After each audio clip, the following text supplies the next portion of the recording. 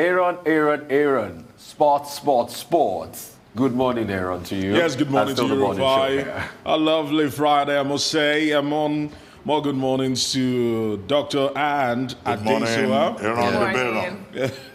Okay, let's get it started. Adesuwa, this would actually interest you because Arsenal played yesterday. I know where you're going to. And it ended in a very, very anemic draw, I must say. The Gunners actually not firing at all, and they were held to a goalless draw by Crystal Palace at the Emirates Stadium. Yeah, back to their usual self. It was fatigue. Sorry.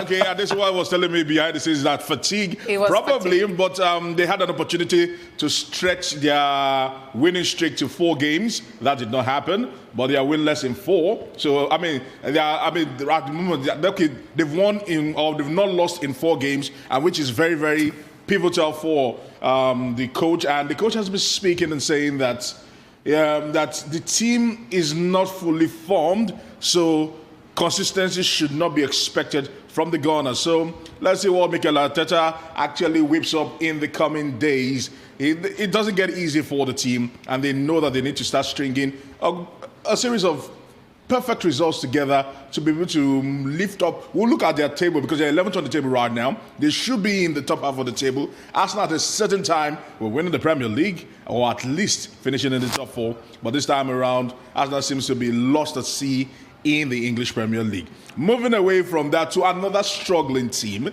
And yesterday, Raul Garcia made Real Madrid pay in that Super Copa Expansion as he decided to inflict pain on them, scoring a brace in their 2-1 defeat to Atletico Bilbao. So you look at that and say to yourself, that man on the screen there talking about their coach had an opportunity to book a place in the finals of the competition on Sunday, and maybe an opportunity to win silverware for the team, but that did not happen as Real Madrid and once again Zenit Zidane have failed to sizzle when it matters the most. But on Sunday, it will be FC Barcelona against Athletic Bilbao. We were hoping for an El Clasico. That will not be happening. Okay, let's see what happens in the Ramos Sanchez Pizjuan on Sunday when Barcelona takes on Athletic Bilbao. Away from that to the blockbuster fixture everyone has been talking about for the last 5 days. Manchester United against Liverpool at the Anfield. It'll be one that will see Manchester United probably stake a claim for themselves, or probably tell everyone that cares to listen that they've actually earned a place in the table of the big boys. At the moment, everyone seems to be mocking them that they're just holding that place in brief for the real contenders in the Premier League title. You can actually see the table there with Manchester United top going into the Premier League fixture, top of the pile above Liverpool with 3 points. So they will be hoping to extend that to 6 points, and that will be bettering the lot of Manchester City, who themselves have a game in hand and are just at the moment 4 points away from Manchester United. So you look at that and you say to yourself that it will rock. And from all indications, looking at how things have actually played out between Manchester United and Liverpool when they are approaching big games, it is likely going to be a very, very cagey affair. We will not see all the fireworks flying out left, right, and center. It will be a cagey affair. I'm predicting a goalless draw, if you'd ask me. But we are hoping to see the very best. Now, talking about Manchester United, they call the home of Manchester United the Theatre of Dreams, and literally that dreams came true for a boy born in Ajegule here in Lagos State. And he said in an interview, said that he never believed in his wildest dreams that he would ever play for Manchester United. Of course, visiting Manchester United is one thing, but playing for them is another thing. He had 19 appearances for the Red Devils, scoring 5 goals. And in another 16 days, that dream will be coming to an end. And he says if he has an opportunity left for him, he would love to stay at the club. But we know that the fixtures have actually, and also appearances have dried up for Jojo Digallo. And he will be returning back to his period called Shanghai Shenhua in China. And he says he's favoring a move to the MLS. Maybe because of family reasons, or probably just further his career. He's 31 years of age. He still has probably 4 or 5 active years before he starts thinking of retirement. And the next step will be very, very pivotal. That might just signal what will happen to him moving forward. Everyone thought he was dead and buried when he left the English Premier League to China, and he showed that he had an ace up his sleeve. He himself didn't even expect that. So let's see what becomes of him. Balojo Judigalo at the moment in another 16 days. Of course, we're talking about the Manchester game against Liverpool. Very, very likely he will not be featuring because Edison Cavani is back, and more importantly, there are more players in the team than they can actually field on the match day. So at the moment, Balojo Judigalo might make a cameo appearance. Who knows? We can never say never in football. But moving away from that, quickly, later on today, on the 17 team, we'll be hoping to crack one against the Burkina Babes, as they like to call them, Burkina Faso, in the semi-finals of the WAFA competition. And they'll be hoping to get a shot at the finals. And let's see what becomes of them.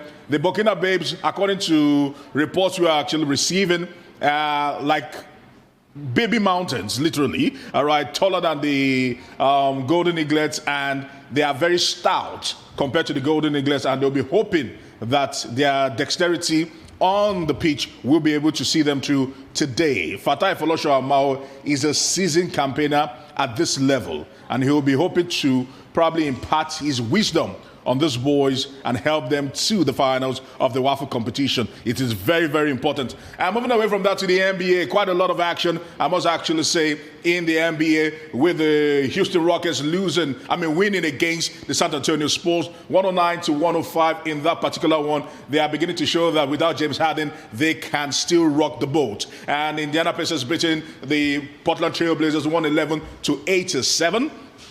And more importantly, one game that everyone was actually looking forward to this morning. And the slickness of Steph Curry is always one to watch out for. He and Wiseman competing, but certainly one man took the cake. And they've always been talking about him, the joker for the Denver Nuggets, ensuring that his triple-double in the game helped the Denver Nuggets win the Golden State Warriors in that particular fixture. And as it goes on, certainly the regular season will always see you time and time again. They've not taken the break. Like I actually said, the Nuggets beating the Golden State Warriors 114-104.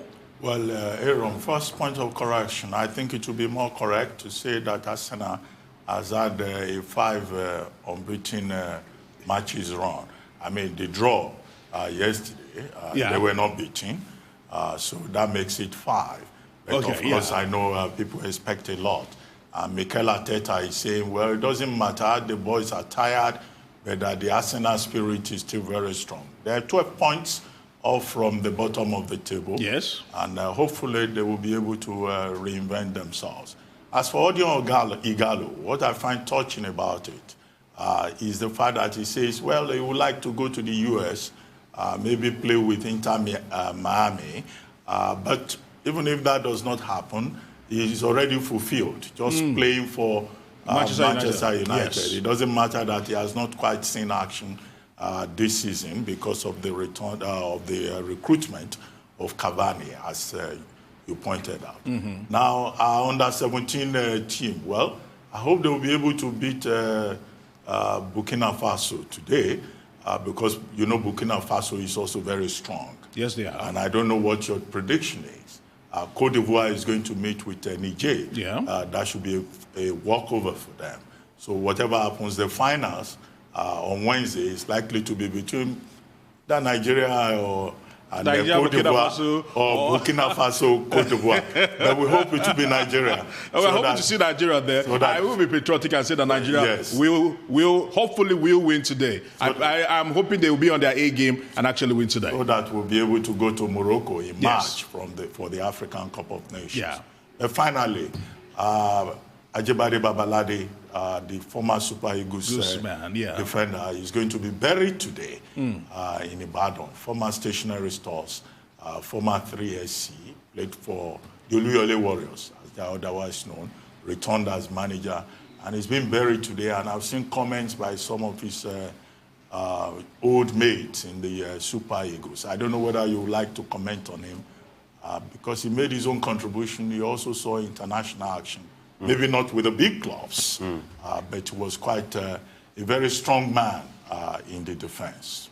Yes, I must actually say that it's actually a sad one, and like you said, he was going to be buried today. And some of these players for the younger generation might not even know who some of these players are, but what they did, and especially they played in the golden era of club football here in Nigeria. You mentioned some key clubs he actually played for when club football here in Nigeria was the big deal, and where club football here in Nigeria was the best thing to happen to football in Nigeria and on even the continent of Africa. But he's sorely missed, and the NFF has actually will be sending a delegation to represent them and also meet with the family and probably send their condolences and do the needful for them. I mean, Aaron, this is personal for me because I'm a true shooting star fan. I've always been. My grandma used to live up just close to the stadium at Adamosigba. She used to live in a place called Queen Cinema around the Ekotedo area of Ibadan. And obviously, it's a long tradition of being a shooting stars fan, going to the Lekon Salami Sports Complex and watching Ajibade Babalade play. For me, what I'll miss about him is his leadership. I remember 96-97 season very prominently. The leadership of this man, I remember some very tough games shooting played then. Jasper United. Jasper United used to give us a lot of problems. And I was in the stadium then. I remember vividly the gate tickets used to be 50 naira to get into the Lekon Salami Sports Stadium. And it was when we had a CAF Champions League game that we played at the Liberty Stadium in Ibadan. We played 100 naira to get in.